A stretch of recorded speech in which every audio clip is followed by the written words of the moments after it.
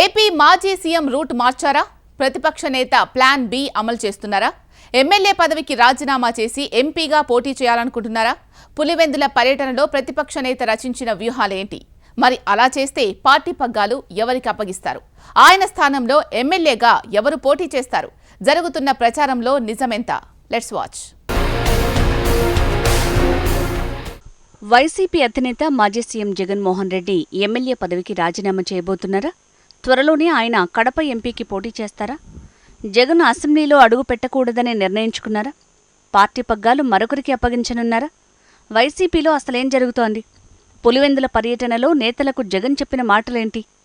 వైఎస్ఆర్సీపీ అధినేత మాజీ ముఖ్యమంత్రి జగన్మోహన్ రెడ్డి ఇకపై ఢిల్లీ కేంద్రంగా రాజకీయాలు సాగిస్తారా? ఆయన పులివెందుల ఎమ్మెల్యే పదవికి రాజీనామా చేసి కడప ఎంపీగా పోటీ చేయాలని యోచిస్తున్నారా అంటే అవుననే సమాధానం వినిపిస్తోందట. ఏపీ పాలిటిక్స్లో ఇదే ఇప్పుడు హాట్ టాపిక్గా మారిందట. మొన్నటి వరకు రాష్ట్రంలో రారాజుగా తాను చెప్పిందే వేదంగా చేసిందే శాసనంగా పాలన సాగించిన వైఎస్ జగన్కి ఎన్నికల ఫలితాలు అస్సలు మింగుడుపడటం లేదట. ప్రజలకు మంచి చేసినా ఎందుకు ఇంత ఘోరంగా ఓడించారని మదనపడుతున్నారట. కనీసం ప్రతిపక్ష హోదా రాకపోవటం, ఎన్నికల ముందు వరకు ఆయన్ని విమర్శించిన ప్రత్యర్థులు ఇప్పుడు కీలక పదవుల్లో ఉండటం మింగుడుపడటం లేదట. ఎన్నికలకు ముందు మరోమారు తామే అధికారంలోకి వస్తామని ధీమాగా ఉన్న ఆ పార్టీ నేతలు ఫలితాల అనంతరం ఢీలా పడిపోయారట. అసెంబ్లీ ఎన్నికల్లో ఘోర పరాజయం తర్వాత వైసీపీ అధినేత జగన్మోహన్ రెడ్డి రాజకీయంపై సస్పెన్స్ నెలకొంది. ఎమ్మెల్యేగా ప్రమాణం చేసిన ఆయన మళ్లీ అసెంబ్లీకి హాజరవుతారా లేదా అన్నదానిపై స్పష్టత లేదు. ఇప్పటివరకు వైసీపీ పార్టీ లెజిస్లేచర్ పార్టీ సమావేశాన్ని కూడా నిర్వహించలేదు. వైసీపీ ఎల్పీ నేతగా ఆయన అధికారికంగా ఎన్నిక కాలేదు. ప్రతిపక్ష నేత హోదాను స్పీకర్ ఇస్తే ఆయన అసెంబ్లీకి వద్దామనుకుంటున్నారని, లేకపోతే లేదని గతంలో విడుదల చేసిన లేఖ ద్వారా రాజకీయ వర్గాలు ఓ అంచనాకొచ్చాయి.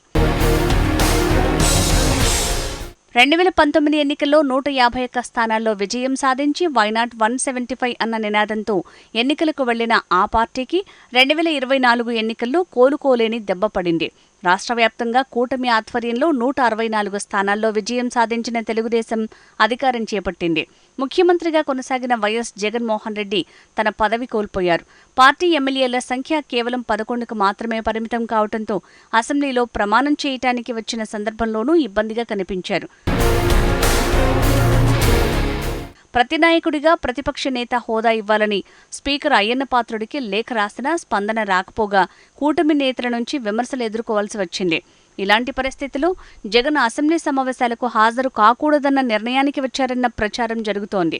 అసెంబ్లీలో కూటమి నేతలను ఎదుర్కోవాలంటే కనీస సంఖ్యాబలం లేకపోవడంపై ఆందోళనలో ఉన్నారట. 3 రోజుల కడప పర్యటనలో పార్టీ నేతలు, కార్యకర్తలతో పలు అంశాలపై చర్చించారట.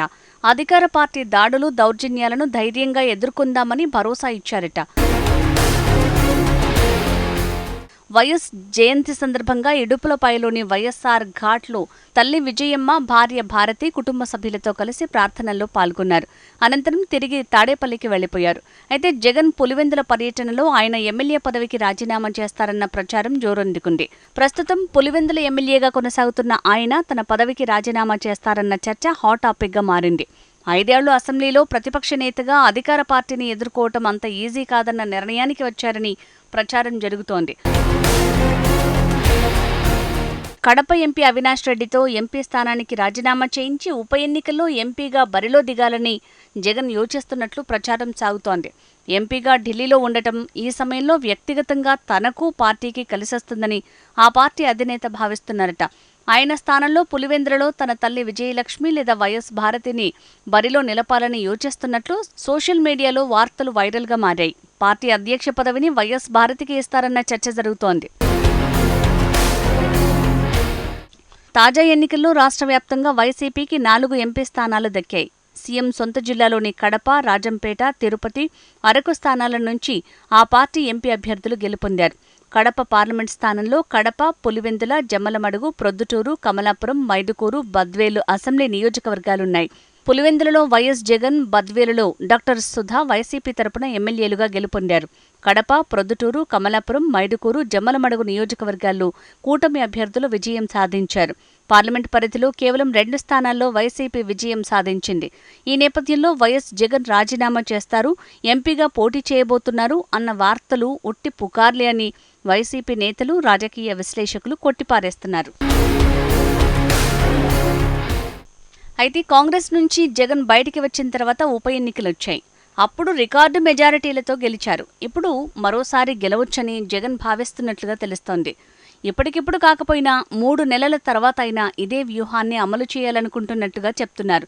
పులివెందులలో ఎమ్మెల్యేగా అవినాష్ రెడ్డిని కాకుండా తల్లి విజయలక్ష్మిని నిలబెట్టాలని, అంతేకాక పార్టీ గౌరవ అధ్యక్షురాలిగా కూడా నియమించాలని అనుకుంటున్నట్లుగా తెలుస్తోంది. దీంతో ప్రాథమిక స్థాయిలో చర్చలు పూర్తి చేశారని, ప్లాన్ బి అమలుకు సరైన సమయం కోసం ఎదురుచూస్తున్నారని తెలుస్తోంది. టీడీపీ కూటమి అధికారంలోకి వచ్చిన తొలినాళ్లలోనే ఇలాంటి ప్రయోగాలు చేస్తే గెలుపుకు భరోసా లేదని అంటున్నారట పొలిటికల్ పండిట్స్. వైఎస్ జగన్ పార్టీ అధ్యక్షుడిగా, పులివెందుల ఎమ్మెల్యేగా కొనసాగుతారని, అధికార పార్టీకి కొంత సమయమిచ్చి ప్రజా సమస్యలపై గళం విప్పుతారని ఆ పార్టీ నేతలు చెప్తున్నారు. రాజీనామా వంటి వార్తలు కేవలం గిట్టని వారు చేస్తున్న ప్రచారం మాత్రమే అని కొట్టిపారేస్తున్నారు. మరి భవిష్యత్తులో వైసీపీలో ఎలాంటి పరిణామాలు చోటు చేసుకుంటాయో చూడాలి. అధినేత మినహా పార్టీ తరపున గెలిచిన 10 మంది ఎమ్మెల్యేలు, 4 ఎంపీలు చివరి వరకు అధినేతతో కొనసాగుతారా లేక అధికార పార్టీకి ఆకర్షితులవుతారా అన్నది వేచి చూడాలి.